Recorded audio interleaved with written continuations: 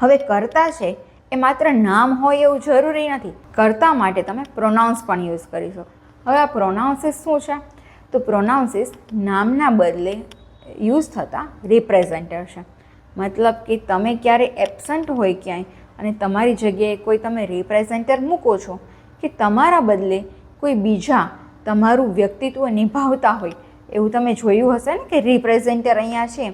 બસ એ જ રીતે કે કોઈનું નામ તમને ખ્યાલ નથી અથવા તો એ વ્યક્તિનું નામ રિપીટેડલી મલ્ટિપલ ટાઈમ્સ સેન્ટેન્સમાં યુઝ કરવાનું છે, ત્યારે આ પ્રોનાઉન્સીસ આવે છે.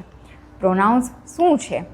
તો પ્રોનાઉન્સ માટે હવે તમને લિસ્ટ સ્ક્રીન પર આપેલી છે કે આઈ હશે હું, મને ખુદને દર્શાવવા માટે. સેકન્ડ છે યુ, જે સામેવાળી વ્યક્તિને દર્શાવે છે કે સામેવાળો વ્યક્તિ એક હશે, એને તું કહીને તમે બોલાવો છો તો એને તમે યુ કહેશો ઇંગ્લિશમાં.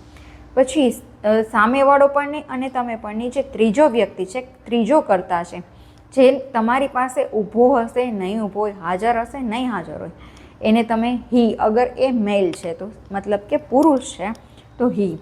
અગર એ સ્ત્રી છે તો શી. અથવા તો એ કોઈ પણ નાનું બાળક છે, પશુ છે કે કોઈ પણ વસ્તુ છે તો એના માટે યુઝ કરશું ઇટ.